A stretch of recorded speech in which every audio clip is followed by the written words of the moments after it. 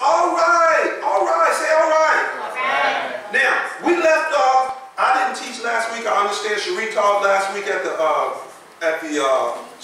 the beach. I stayed home, got me a little rest, and praise God for that. That's probably the first Sunday I've missed in years. Just staying at home unless I was out of town. I don't think I've ever even done that before. I don't know if I've ever done that. You know, other than a vacation or something like that. But I just stay at home in the bed. Amen. Till I don't know what time I got up. I felt so good. I think I got up around 2 in the afternoon. And y'all don't know nothing about that. Okay. Anyway, okay. So we left off last time when I was teaching. I don't know what Cherie taught on, but when I was teaching, we've been dealing with reaching our destiny, number one. And then we dealt with the fact, and I'm not going to go back over all of those things, that one critical factor in reaching your destiny is your marriage. Amen. If your marriage is bad, you're going to have a challenge reaching your destiny. It's not impossible, but it's going to be tougher. Yes. And so that was division 1 of this series. And then division 2 is the area of your money. Amen. If your money is funny, again, you're going to have, and how many of y'all know, and I hate that really, I hate the line, my money is funny and my change is strange. Well, your change might be strange, but when you ain't got no money, it ain't funny. It's not a laughing matter. Can you say amen? Amen. And so if you don't, and see, here's again, I'm gonna get into this a little bit today because you've got to understand what your destiny is. Right.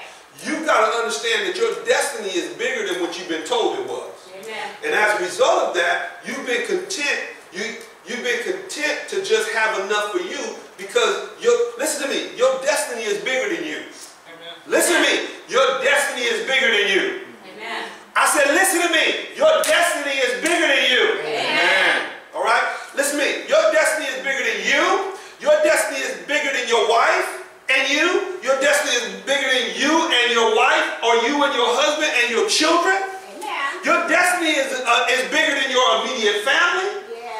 Your destiny is even bigger than your church. But your destiny is bigger than just you, your 4. You know, they prayed, the prayer was, God, my name is Ernie. My wife's name is Al. My son's name is Aaron. And my other one is named Joshua. Poor Nikki, we leaving her out. Is Joshua, bless us 4 and no more.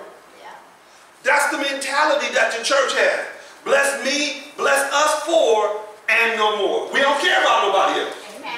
Whether it's our 4 or our 5 or our 3 or whatever, and that's because we haven't understood how big our destiny is. Now, last week, go to 1 Corinthians 4, verse 2. And then we'll pick up there. 1 Corinthians 4:2, when you have it, say amen. If you don't say, help me, Pastor. All right, 1 Corinthians 4:2, and I'm going to read out of the Amplified. It says, moreover, it is essentially required of stewards that a man should be found faithful, proving himself worthy of trust. Now, all of us are stewards. I'm going to look at a verse in a little bit that may get into it, but I'm not going to go into detail. But how many of y'all have heard the term stewardship?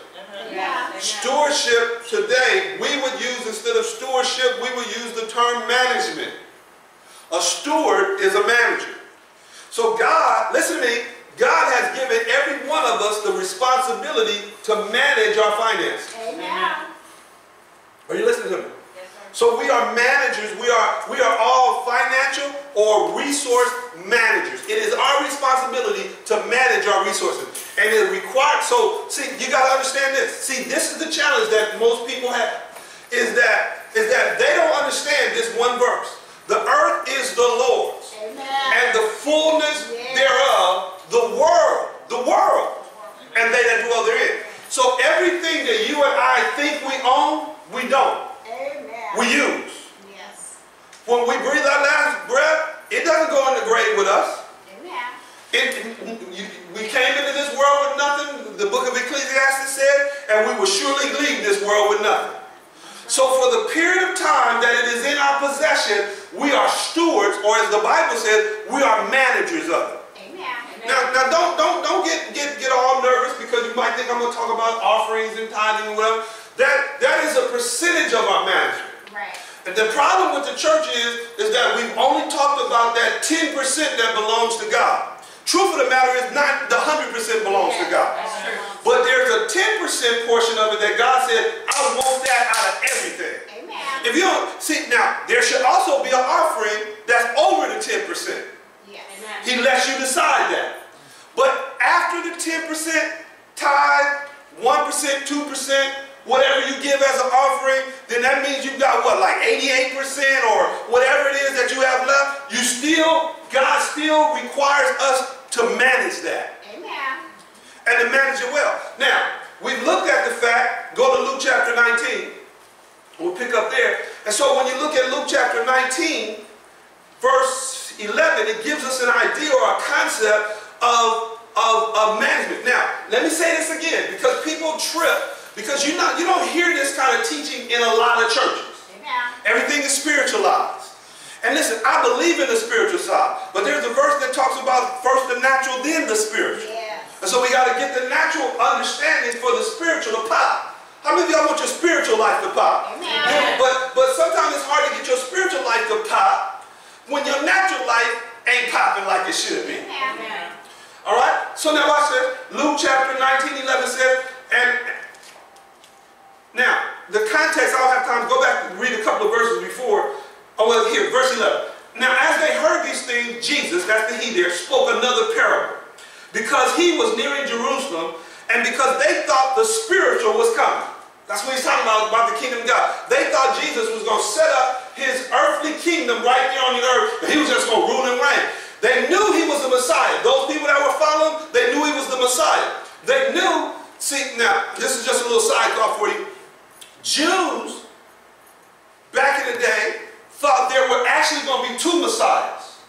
One was going to be the Messiah that did the miracle signs and wonders and all those things that we saw Jesus do. And then some thought that there was, because the word Messiah or the word Christ is not Jesus' last name. Christ is not his last name. Christ, it means Messiah. It comes from the Hebrew word Messiah. But what it really means is anointed one, but it also means anointed king. And so they understood there was going to be this Messiah that they thought that was going to come in the spirit of Elijah. Well, Elijah, if you go back and look at Elijah came doing, miracle signs and wonders. Healing people, calling fire down, multiplying stuff. I mean, he did all kinds of things. So they thought there was going to be one that came in the spirit of Elijah, but then they also understood that the Messiah was the son of David. Well, David was the king. And he was anointed as a king. Yes. So they thought that possibly there would be two Christs or two Messiahs. Yes. And so as they were nearing Jerusalem, they're saying, okay, he came in the spirit of Elijah, but now we're going to Jerusalem, so maybe, just maybe, he's going, which he really is. But they didn't know that there were two comings. Okay? So when they're headed toward Jerusalem, they think, okay, now he's done the Elijah stuff. Right? Now he's getting ready to do the David stuff. Amen. Now he's getting ready to set up his kingdom on the earth and rule and reign. Do you understand what I'm saying? Yeah. And so here Jesus speaks this parable because that's what's going on in their mind. He said, therefore he said, a certain nobleman, he's the nobleman, went into a far country. The far country is heaven, to receive for himself a kingdom and return. That's Jesus' second coming. So he called 10 of his servants, that's us, the believer, and delivered to them 10 minas and said to them, what? Occupy till I come. But the New King James Version says, do business till I come. Underline, do business. And I'm not going to go into this in great detail because we went over it last week. But it says, before he left, here's what the New Living Translation said. Before he left, he called together 10 of his servants and divided among them 10 pounds of silver. And so last week we got into it and explained to you that basically 10 pounds of silver was $2,670.40 by today's standards. So somewhere around $2,700, right? Well, if you read the whole rest of the story, I'm not going to go into it. One of these guys multiplied that through trading, or through the word do business there means to invest or to trade. That's what it means. All you got to do is go get a Strong's look up the Greek word, and you'll find that in the Greek that word means to invest or to trade, to act as a banker, someone along that line. That's what that means. Do business till I come. Listen to me. Business is more biblical than you think it is. I'm going to say it another way. Business is more spiritual than you think it is. Amen. I don't want to talk about that. I want to talk about, okay, anyway, I get off of that. All right? Are y'all getting anything out of this? Mm-hmm. So he said, see, when I grew up as a kid, all I saw was broke people in church. So I didn't even want to be in the church. Because there was too many broke people, you know, I never wanted to be broke. Riding around in raggedy cars. I remember when I pastored in Compton, I had a member that had a car that had been hit on every side and on top. and then they had a bump, one of those stickers on there that said, "The Lord has been good to me." I was like, man. Every time I would see that, it would just, man. And so I was getting ready to tell them, you need to cover that sticker up or take it off. And then somebody said, you know what, if they've been hit on every side and on top, maybe the Lord really has been good to them. He protected them through all of that. Amen. So anyway, but that's just, you know, if anybody, listen, a man's life does not consist of the things which he possesses. Yes. So listen, whether you have a lot or not, it does not dictate or determine your worth as a human being. Amen. Everybody is worth the same thing as a human being. Yes. The proof of our worth is Jesus dying on the cross, shedding his blood for every man, woman, boy, child that ever has been and that ever will be. Amen. We're all of the same worth. Amen. Okay, we got that straight? Yes. All right? But now, Jesus said, but now still. So when we look at this, these 10 people, now we only end up seeing into the lives of 3 people. We don't know what happened to the other 7. The first man multiplied what he was given, his 10 pounds of silver. He multiplied that by 10. The second one multiplied it by 5. The third one that we're introduced to, we don't know when, number 4, 5, 6, 7, 8, 9, 10. We only got to 3.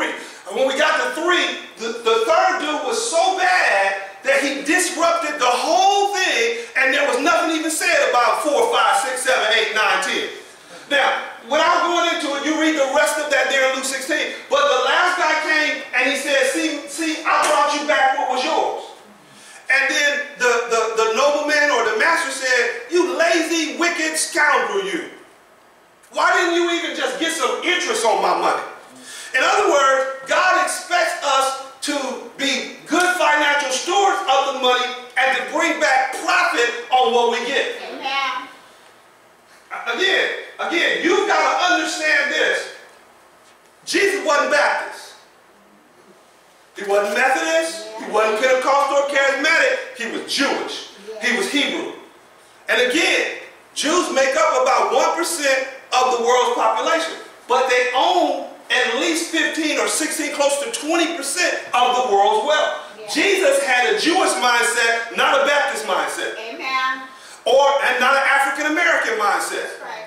You understand what I'm saying? Jesus had, and all you got to do is look around. I was talking to someone that mentioned something to me the other day about one of the best hospitals in Los Angeles. What is it called? Cedars-Sinai. That's a Jewish hospital. Do you understand that Christians should have, Cedar Calvary, or I don't know, Calvary Pentecost Hospital? That should be equal to what? Cedars-Sinai. And I think we do have a few Christian hospitals that are older or whatever. But my point is that Jews, they understand the importance of wealth. Somebody said, well, yeah, but they're not born again. And that's true. Some of them are, some of them aren't. Okay? But so we've become, as a people, and most people that I know are either or people. Right. Instead of both and. Give me my money and give me my manifestations of the Spirit. Amen. In other words, give me the natural blessing and give me the spiritual blessing. I want them all. I don't want to not get my spiritual blessing. Amen. But I don't want to have all the spiritual blessings I can get and have no natural blessing or very little natural blessing. I want them all. Amen. You know why? Because Jesus died for me to have them all. Amen. See, if I'm asking for something that I'm not entitled to, that's one thing. But what I'm talking about is a divine right or a divine entitlement. Right. Amen. All right. So had given him. It was not the will of God that we said this last year, and end the year in the same place financially. God expects or teaches that we should prosper. Go to Isaiah 48. This is where we're picking up this week. I know that was a long introduction, but I just wanted to bring everybody together up to speed. Are y'all ready? Amen. Are we up to speed? Yes. Isaiah 48. Isaiah 48. 17. Thus says the Lord your Redeemer. Who is our Redeemer? The Lord. The Lord. Who do we call our Redeemer now? Jesus. The Lord Jesus. Right? Right. So we can say it this way. We can say it this way. Thus says Jesus.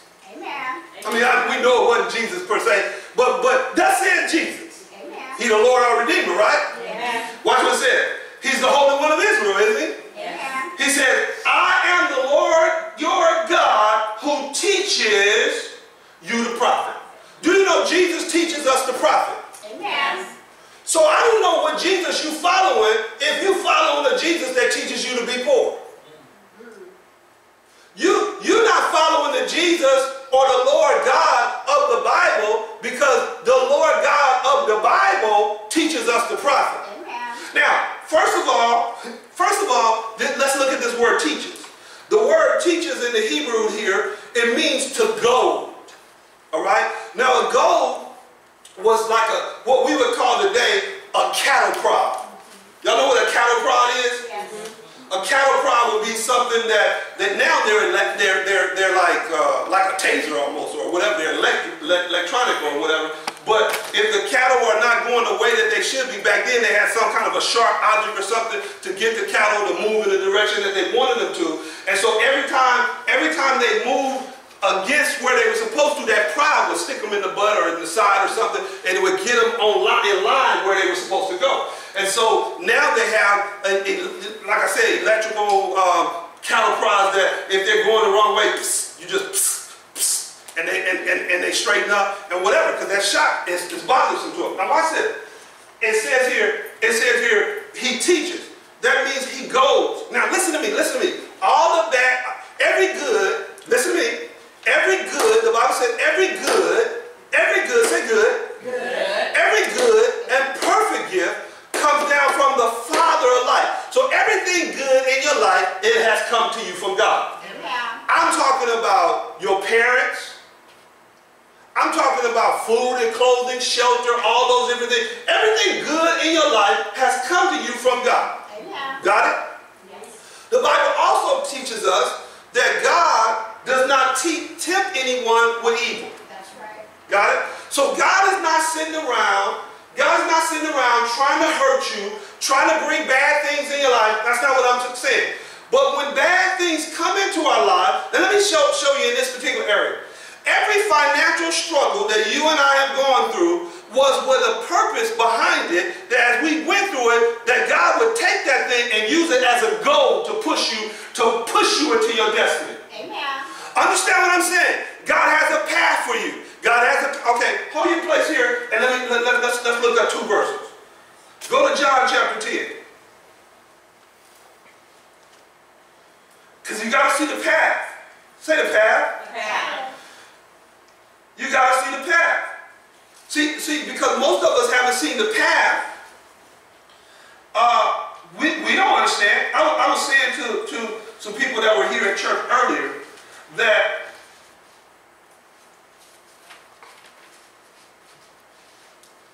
we didn't meet God as our Father till later on in our lives. Amen. So we don't, no misunderstanding. I know some of y'all grew up in church and different things, but you know most of y'all that grew up in church, you wasn't really close to God. Amen. Right? You was just sitting around playing with the other kids and doing whatever. You wasn't really like spit child, right? Amen. This is my daughter. She grew up. She's been in church since six weeks. She wasn't always spiritual. Look at her. She had knowledge in that. All right. And so we hear from other people about who God is. We even read in the book about who God is and what He has and what He wants to do for us and all of those different things. And some people don't tell us the truth. Amen. And then some people only tell us partial truth. You understand what I'm saying? And so we got, and then we have the Holy Spirit to help to really bring us into the fullness of the truth. But most of us scatter the Holy who? The Holy Ghost. Well, that's why I use Spirit, because, you know, ghost frightens us. But the Holy Spirit, all right? And most of us don't live close enough to Him for Him to lead us and guide us into the truth. Because the Bible teaches us that He'll lead us into and guide us into all truth. Why is that important? Because you shall know the truth, and the truth shall make you free. So, with every area we're not free in is an area that we don't know the truth in. Amen. All right? All right, where I should go? John chapter 10, verse 10. So you understand the path. John 10, verse 10. Everybody have it? Yes, sir. Verse 10. The thief cometh not but for to steal and to what?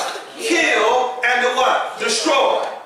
Now, for the sake of understanding this teaching here, the thief is the devil. Amen.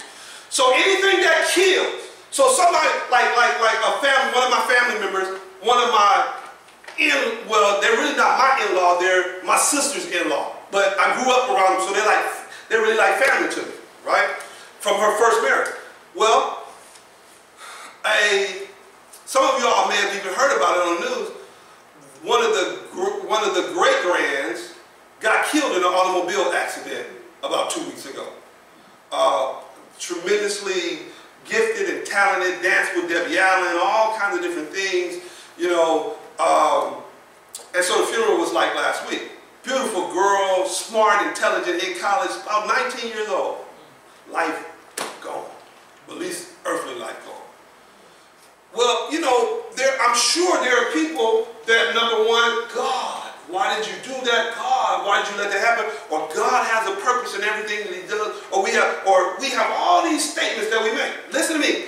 Everything that what? Kills. Everything that what? Steals. Everything that what? Destroys. It comes from who? The thief. Or the devil. Now watch what Jesus said. But I am come, what? That you might have life. Stop. So everything that promotes life comes from Jesus. Amen. Healthy life, healthy lifestyle. You understand what I'm saying? It comes from who? Jesus. From Jesus. I have come that you might have life and have it how? More abundant. So anything that produces abundant life in any and every area of our life comes from Jesus. You understand what I'm saying? So don't blame God for the bad stuff that happened. That is what the thief did. Miscarriages. I mean, we can name all kinds of things. People dying. Your house got broken into. Car accidents. Now, listen to me. I'm not saying the devil is just doing all of the stuff, because some things are just bad decisions. Yes. Amen. You know, some things are just our poor choices and bad decisions. And so, you know, but maybe the devil suggested that we drive 105 in a 30-mile-an-hour. You know. Okay. So you understand what I'm saying? I try to use that so nobody will say I'm talking about them per se. All right? Because I know none of y'all have driven 105 in a 30-mile-an-hour speed. All right. There.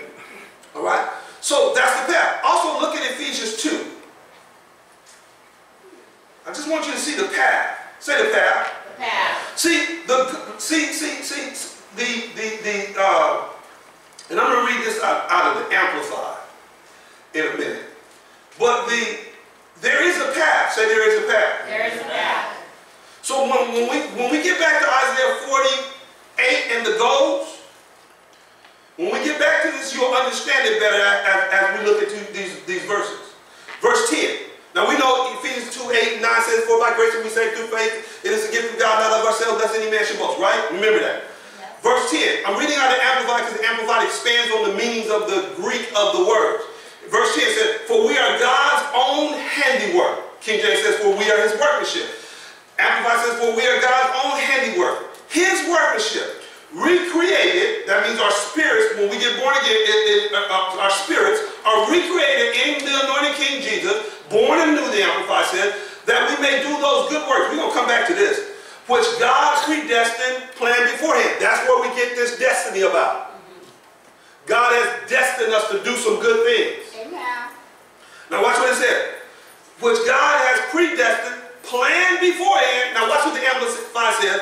For us, taking paths which He prepared ahead of time, that we should walk in them. Now here's what I want you to see. Living the good life. So the path is, listen to me, taking paths which He prepared and And part of the path, or the path that he's prepared for us, is living the good life, which he has prearranged and made ready for us to live. So God has a path. Say that path was here, right? This is the path, figuratively. This is the path. Over there is out of bounds. Over there is off the path, off the beaten course. So over there are financial challenges and trials and all the different lack and the things that we run into.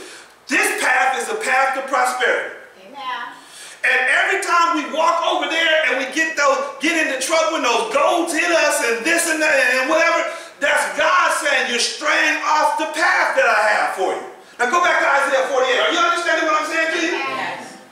So don't, see, I'm trying to get you to understand. Don't get it twisted that I'm saying that your struggles, God did it. No, your struggles are that you got off the path, or you may never have been on the path.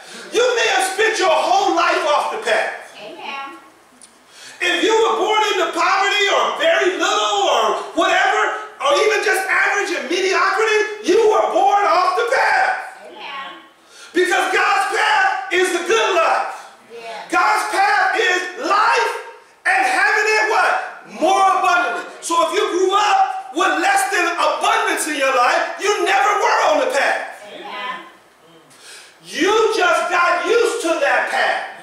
But you were never on God's path. I'm trying to help you in here today. Now go back to Isaiah 48. Thus says the Lord, verse 17, your Redeemer, the Holy One of Israel, I am the Lord your God who teaches. As I said, this word go, in the Hebrew is to go, and it means this. You ready to write this down? To provoke or annoy. To provoke or annoy, so as to stimulate one into some action or reaction. To provoke or to annoy, so as to stimulate one into some type of an action or reaction.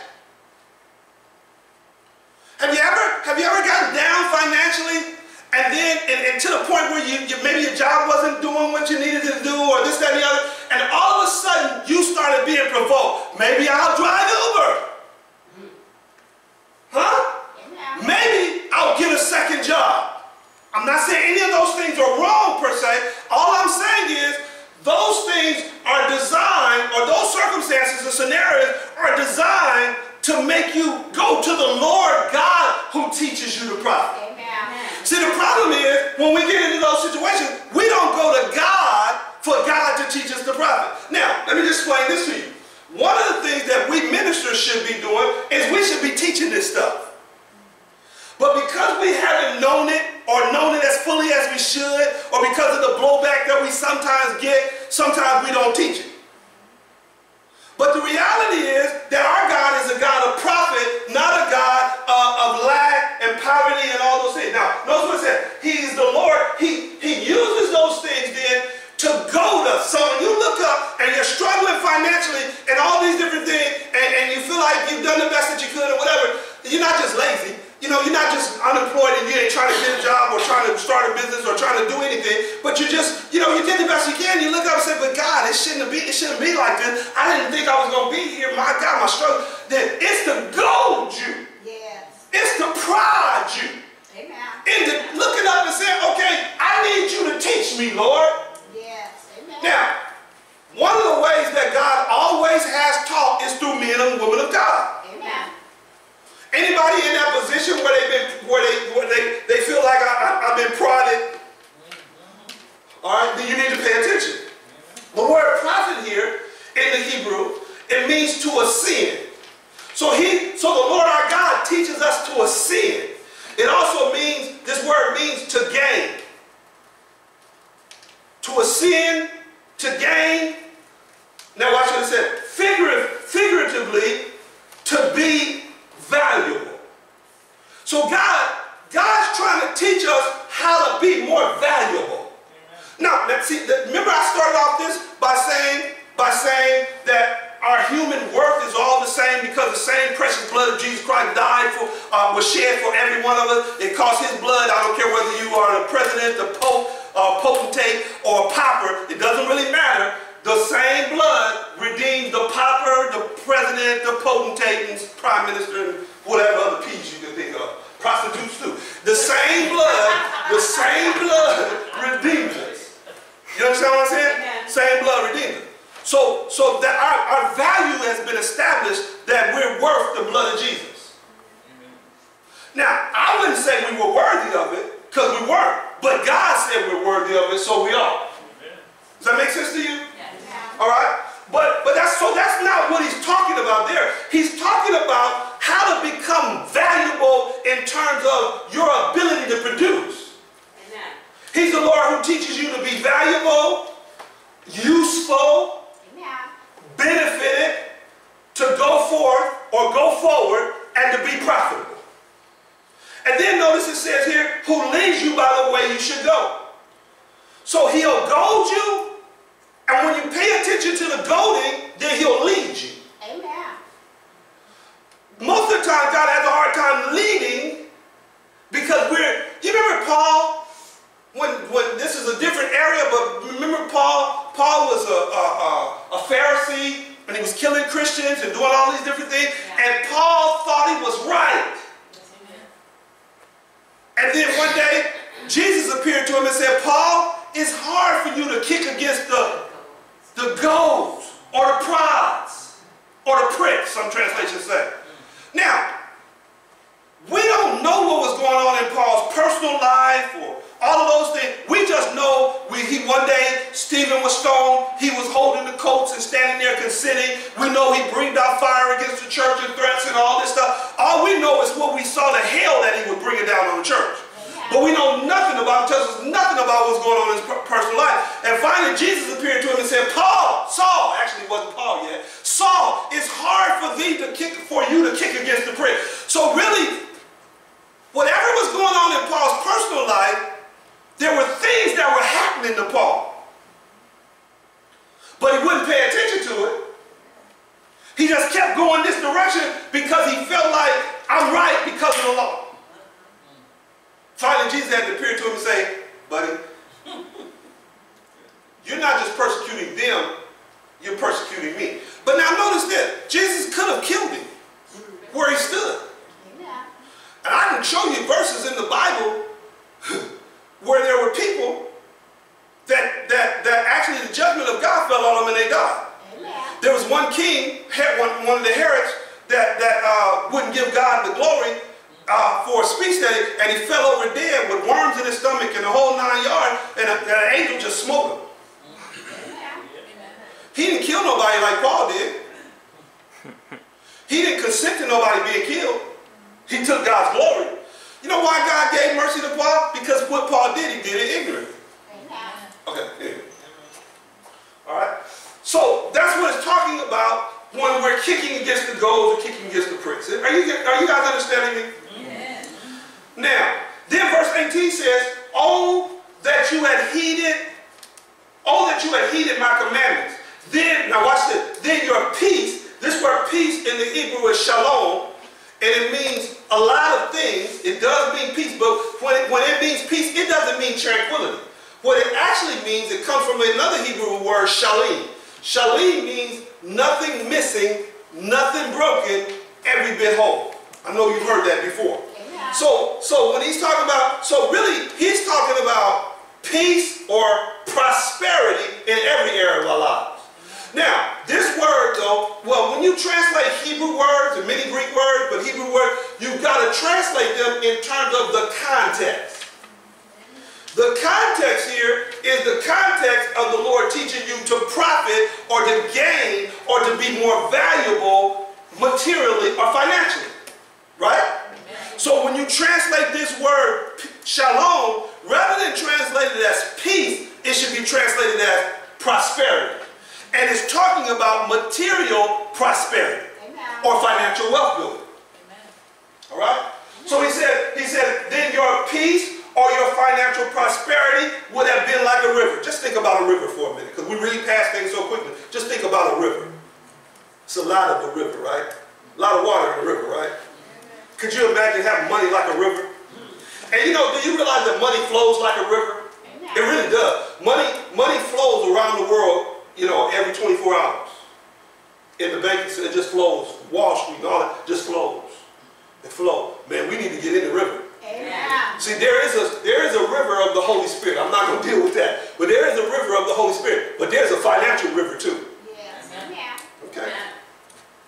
He said, then your peace would have been like a river and your righteousness. That's an interesting thing. Your righteousness would be like the waves of the sea. There's nothing unrighteous about having money or profit. Amen. Did you get that? See, a lot of people think that just, well, you know, those evil rich people. Maybe they're more righteous than you and me. Proverbs 14. So God wants to teach us how to profit. How many of us want to learn? Proverbs 14:23. Go there real quickly. Got some things I'm trying to get to you. Are y'all learning anything? Yes. Proverbs 14:23 says, in all labor or all work, any kind of any work that you're involved in is profit. Again, gain, abundance, plenty. In other words, listen. Like they always send in these memes that says something like, everybody reading this meme, I declare you will have more money next week if you say amen. And y'all be typing amen all over, liking them, and stop it. You will have more money this week because you worked last week. Or somebody had mercy on you and just handed you some. But you will have more money for sure because you worked last week. Or you worked this way and got paid daily. You're not going to have more money because you put amen on somebody or like somebody's meme. That's just stupid. What did he say? I said, that's just stupid. And I don't believe I pastor stupid people. Amen. Proverbs 14:23. In all labor there is what? Profit. Come on, everybody. In all labor there is what? Profit. But idle chatter leads only to poverty. In other words, don't just talk about it. What? Be about it. Look at Ecclesiastes 5:9. This is really a powerful verse. I'm going to try to deal with this as much as I can. I don't have a lot of time left. Ecclesiastes 5:9. I'm taking a little bit longer today. Because I got a lot of ground to cover. Are y'all getting anything on this? Amen. Ecclesiastes 5:9. It says here in verse 9, moreover, the profit or the gain. Now this is so powerful, but we overlook these things. It says here, moreover, the profit of the land is for all. Circle the word land. This same word that's translated land is also many times translated earth. I would translate it moreover, the profit of real estate is for all. Because y'all ain't going to catch it if I don't explain it to you. The profit of real estate is for all. Everybody may not be in real estate full time, but everybody, every Christian, every descendant of Abraham, every child of Abraham should be in some form of real estate, at least part-time. Amen. I'm not going to tell you which way. There are multiple ways to monetize this verse of Scripture. Say monetize. There are multiple ways to monetize this verse. You can be involved in real estate as a banker, right? And when I say banker, I'm throwing broker and loan originator and anything like that. But you can, the money man or woman. And I know that there are real estate brokers, but I'm using the term agent for I understand it. As an agent, you can be a broker as an agent. But I'm using agent from the standpoint of you connecting the buyer and the seller on some level. All right? You can monetize it. I don't remember the term they gave us, and I should have sought this out, but I was at a commercial real estate seminar, and I can't remember what they called them. I'm just using the word finder, but there are people that just find the deal. Acquisition, thank you. You can be involved in acquisition, so why don't you write down acquisition? You can be involved as an investor. Now, I guess the person in acquisition is part of investing, but I'm using this not in that respect. And then you can be involved in real estate level. There may be more. I just thought of 5 of them off the top of my head. Property management. And in all of these ways, you can make money. But listen to me.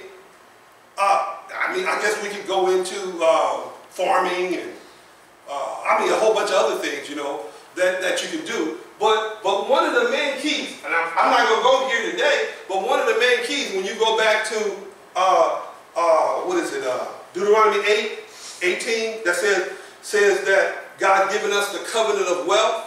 That God has given us a covenant of wealth, that he may establish his covenant which he swore to Abraham, Isaac, and Jacob. Wealth, say wealth. Wealth. Say wealth. Wealth. Don't be scared to say that word. Say wealth. Wealth. Say it like you want it. Wealth. Okay, only 2 of y'all did it. Anyway, but a covenant of wealth, and it was all centered around land. Whether it was the gold, whether it was the silver, whether it was the houses, whether it was the livestock, everything was centered around land. We're missing what God has been trying to tell us all of our lifetime as believers. Amen. Most of us have been missing it and keep missing it. You can do anything that you want to do. I'm just trying to show you what's right there in front of our eyes that we've been missing. All right? Amen. All right.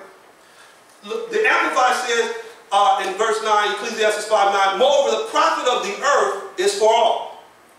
So there's the word profit again.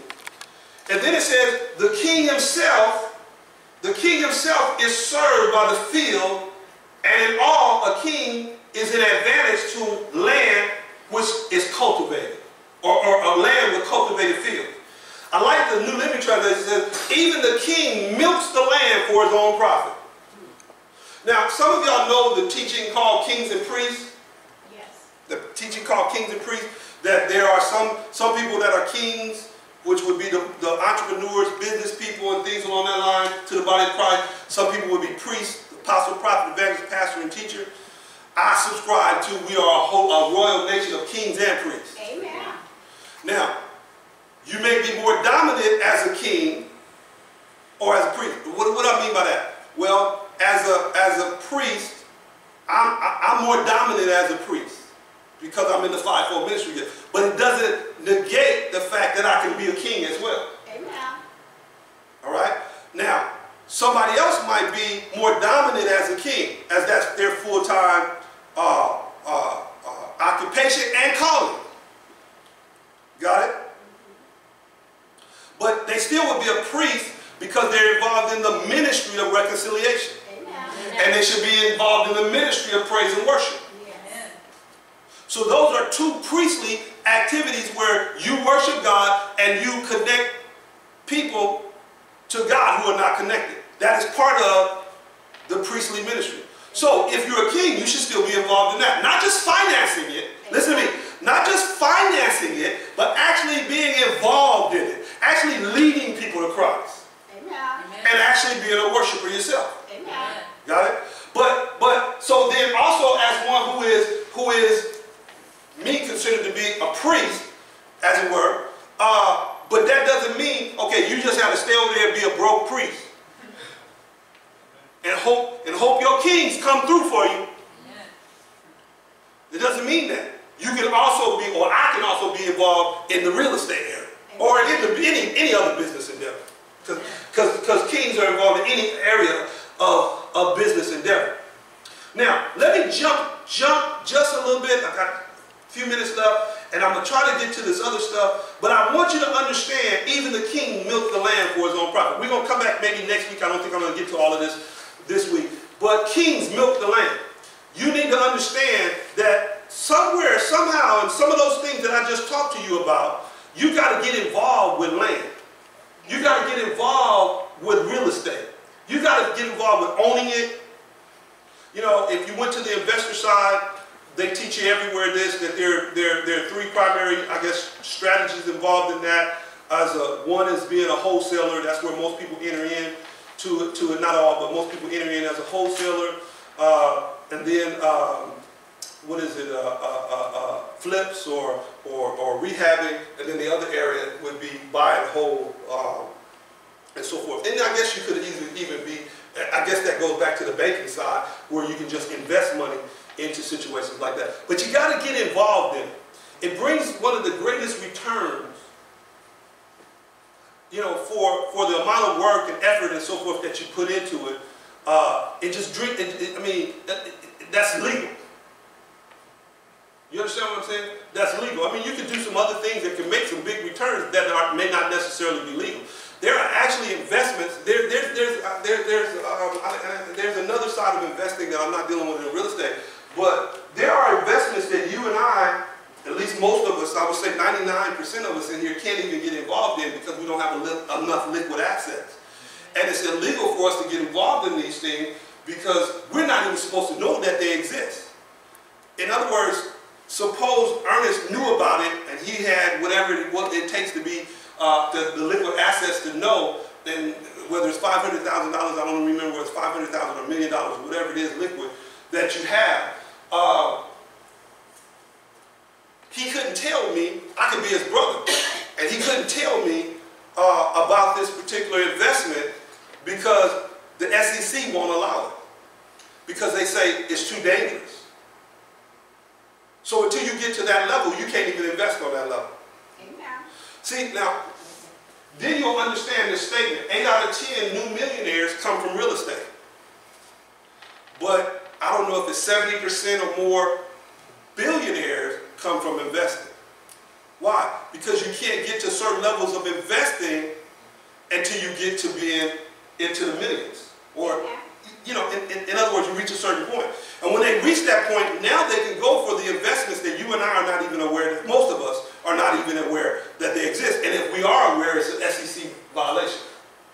Does that make sense to you? Amen. Okay, I'll leave that alone. Let's just work on the millions first. Amen. All right? Now, what's the purpose of money? Go to 1 Timothy 6:17. And we're going to come back and deal with some more aspects of this, but we need to understand some biblical purposes of money. Is that all right? Amen. 1 Timothy chapter 6, verse 17. Watch what it says. Command those who are rich in this present age. What are they in this present age? Rich. What are they? Rich. Command those that are rich in this present age to give all their money away and not trust in uncertain riches, but in the living God. Isn't that what it said? No. Huh? It said not to be haughty. It doesn't say give it all away. So if being rich was evil, then don't you think the apostle would have said just get rid of it? It's evil. That money is evil. But he didn't say that. He said when you have it, don't be haughty. That means don't be stuck up. Don't be conceited. Don't be arrogant with yours. But nor do you trust in uncertain riches, but in the living God. Now here's what I want you to get to. Who gives us what? Richly. All things. I'm in the New King, so I'll read it that way. Who gives us richly all things to enjoy. The word richly there means copiously or abundantly. All right? And then the word there to enjoy means to enjoy fully or to have full enjoyment. So listen to me. Money is to be enjoyed. It's not to be loved. It's not to be worshipped. It's not to be trusted. But it is to be enjoyed. Amen. It is to be enjoyed, listen to me, in the context of proper stewardship. Not just flossing, not just wasting money, not just throwing money away. Doing the things to be financially solvent and sound. But as you are, and when you become financially sound, financially solvent, then you are supposed to enjoy what you have. Amen. You're supposed to enjoy your money. Listen to me. You're supposed to enjoy your things. You don't put things over God. You don't put things over people. Amen. Amen. But you do not have to feel guilty for enjoying a nice car, a nice home, a nice vacation, any other nice clothes. In all things, all things, he gives us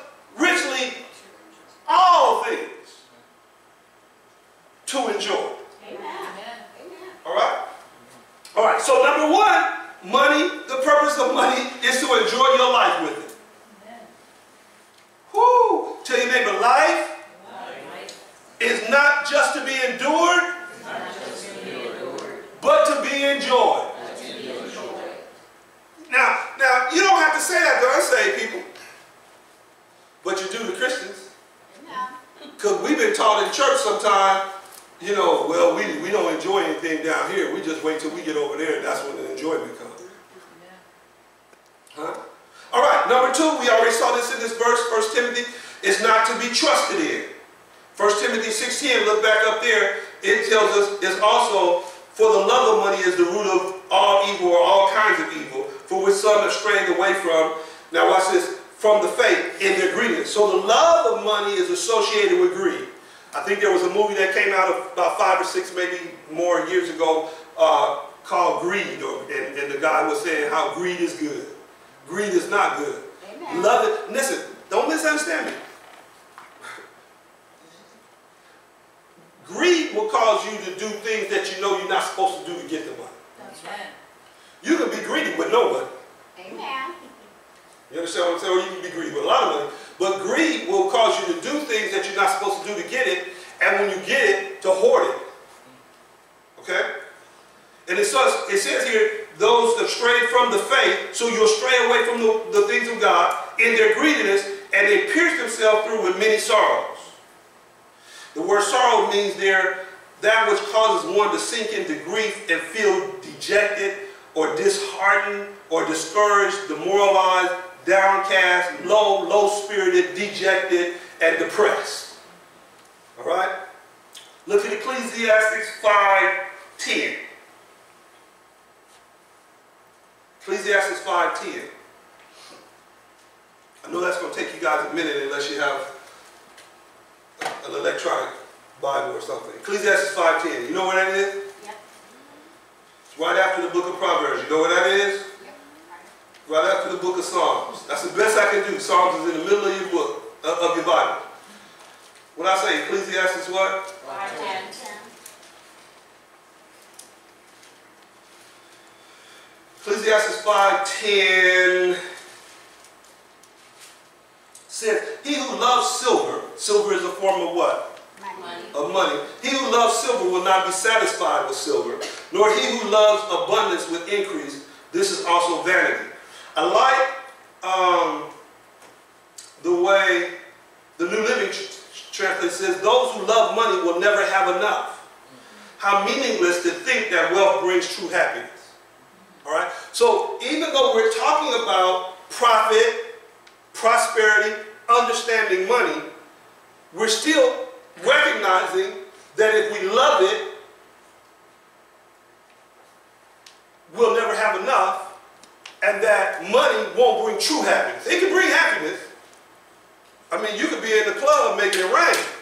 That can make you happy, but it won't bring you true happiness. You can snort cocaine with it. It can make you happy, real happy, but that's not true happiness. Okay? So you got to have values to go along with the money.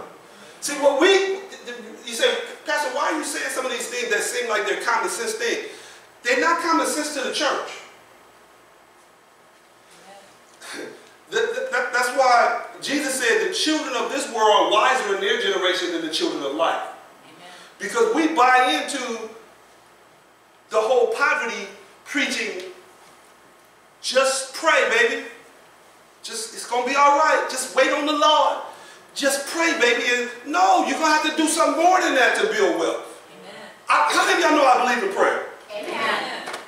How many of y'all been praying for like 10 years? 20 years? 30 years? And you still don't have the wealth that you've been praying for? You got to do something else. But when you get the wealth, you got to have values with it. You can't lose your mind over it. Because what money is an amplifier. Whatever you are now, money will amplify what you are now. If you're a giver now, you will be an amplified giver with more money. Amen. If you're a stingy, not just stingy tightwad now, you'll have money and still be a stingy tightwad. Because you'll never feel like you have enough. Amen. If you do drugs now, you're gonna kill your fool self. If you get $1 million or $2 million, you see celebrities and athletes and things that they smoked a little weed, they did a little this, a little that, but they were okay because they didn't have enough money to really go crazy. And then they get a $30 million contract and they can't even stay on the football field. What's that dude's name on ESPN? Steve Smith. Stay off the weed. But it's not just weed when you have, when you have enough money. You can buy anything you want to with enough money. Amen. Okay. So it's not to be trusted in or loved. Now, the third thing, the last thing we're going to deal with today is to do good with. Say do good. Do good. Money is for you to do good with. Amen. 1 Timothy 6:18a. Tell them, y'all have it? Yep. Okay, go to 1 Timothy 2. I'm sorry, 1 Timothy 6. Please forgive me. 1 Timothy 6 and verse 18. When you have it, say amen. Amen. 1 Timothy 6:18 says, let them do good. And then it goes on to say that they be rich in good works, ready to give, willing to share. Let me break that down for you real quick. The New Living Translation says, tell them to use their money to do good. Again, notice it doesn't say to get rid of it. Amen. All right? Now the Greek word there for good is agathos, and it means to do benevolent things. Or to act for someone else's advantage or benefit. So our money should not just be about us, especially for the rich. Amen. See, when you don't have enough money, your money may have to be mostly about you. Yes. When you just have enough money to pay your bills and do whatever, it may be mostly about you. Amen.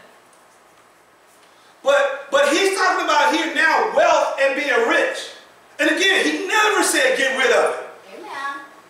There is an instance where Jesus told the rich young ruler to give all his money away and follow him. There's two things that's happening there that most people don't understand. Number one, the guy loved his money so much, he chose his money over Jesus. There's a problem with that. That's number one.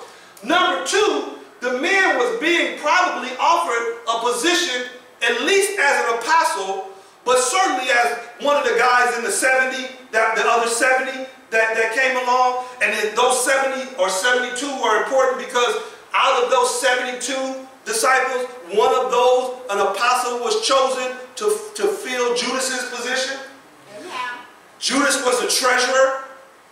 He was Jesus' treasurer, which is another reason why you can't say Jesus was broke, because most of us don't have personal treasurers. That's right. How many of y'all in here have a personal treasurer for your money? Okay? And so most of us don't have treasurers. So Judas was the treasurer and Judas was stealing. What better to take the rich young ruler who knew how to manage his money and then put him in that position as one of those other followers or disciples, and when they come along, then now he takes Judas's position. Amen. So he becomes the money man out of the 12. I mean, listen to me. You got to have a money man or a money woman somewhere. At least one. Okay. Every church needs a money man or a money woman somewhere. Amen. But he walked away. So he wasn't telling him just give it away because it was a bad thing. He was dealing with this guy's heart who was wrapped up in his money. Now, some of y'all don't even get your tithes. Okay, I ain't even gonna go there. That ain't what this is. All right. Ooh. Okay, the word good here where it says do good, this word here is dealing more with doing good for people. Amen. You got to understand this. So, remember back over there, go back to Ephesians 2.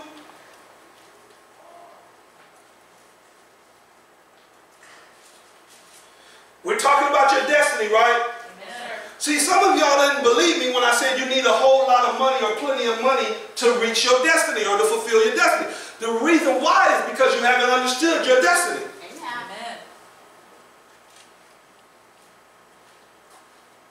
Ephesians 2.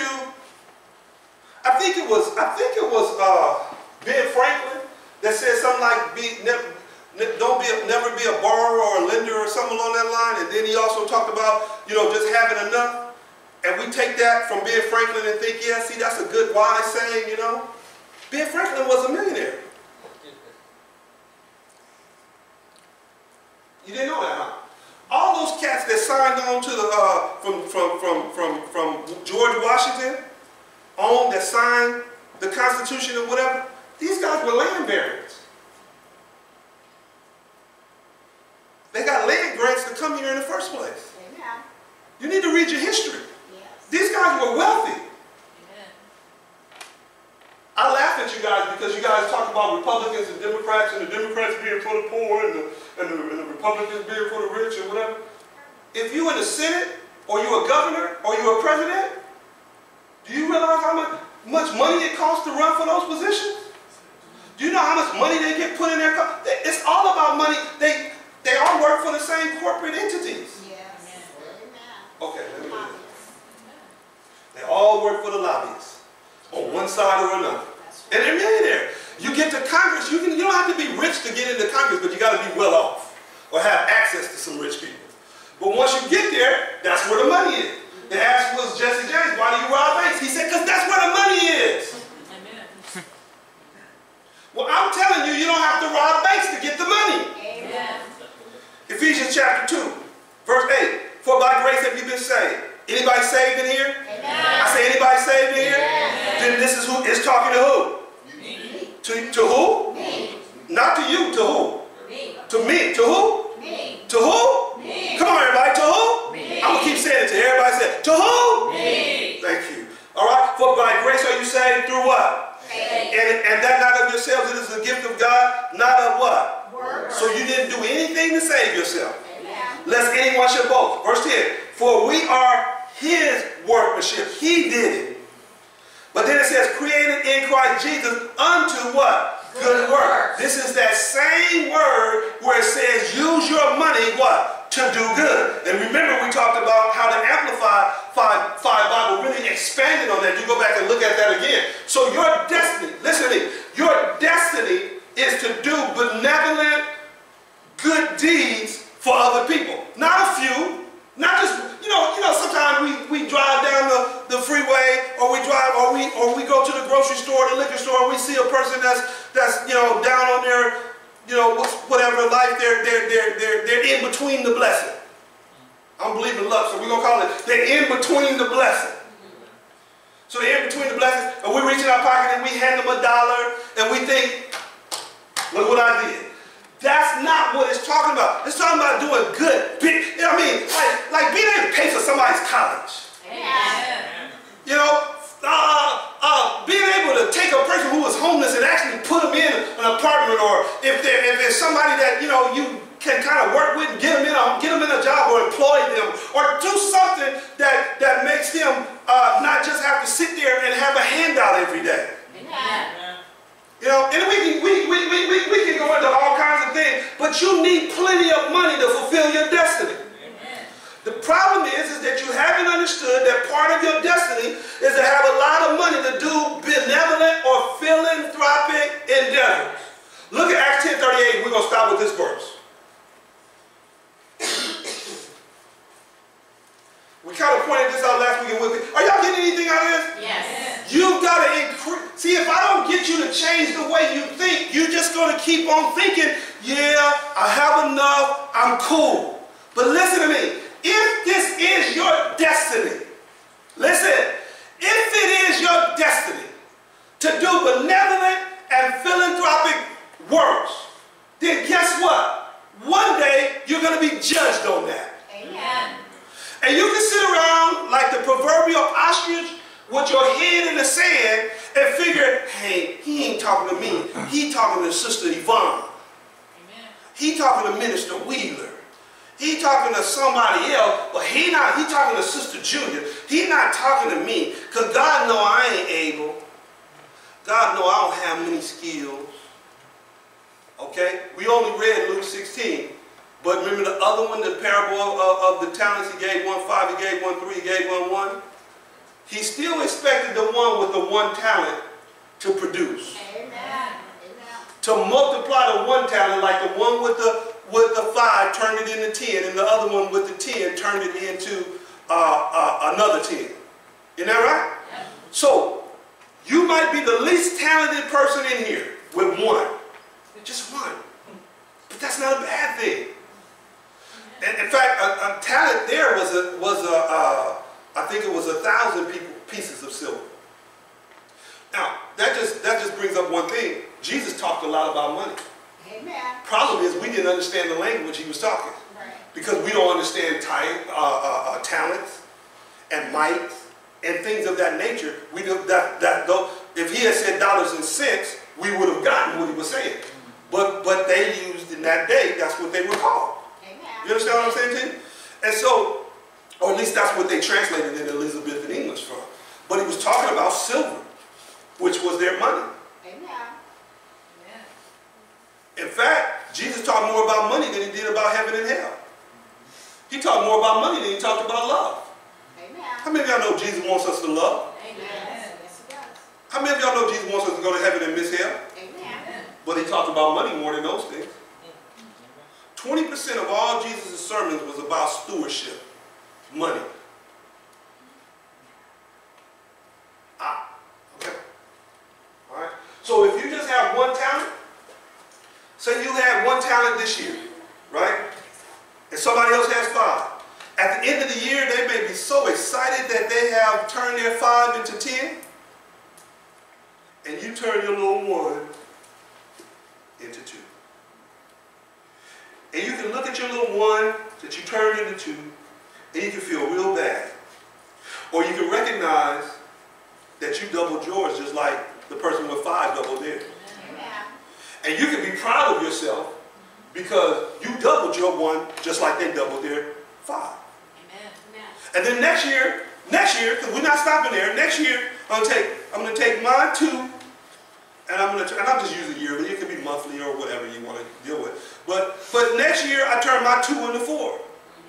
and they turn their 10 into 20. We're not in competition. Amen. Amen.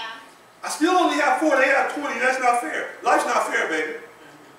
But you just keep working your 4 into 8, your 8 into 16. You're not in competition. First thing you got to realize is you're not in competition.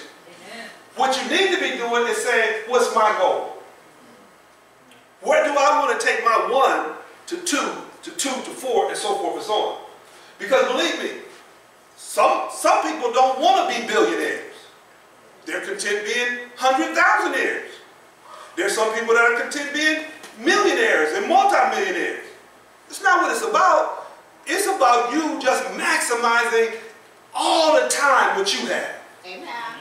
You're going to make mistakes. You're going to fail. But stop calling failure failure and just call it learning. Amen. You understand what I'm saying? And I don't like to use the term catch. And the reason why I don't like to use the term catch is because you're not in competition. Right. Put blinders on relative to what other people are doing or not doing. Not learning from people. You got to learn from people. Don't misunderstand me.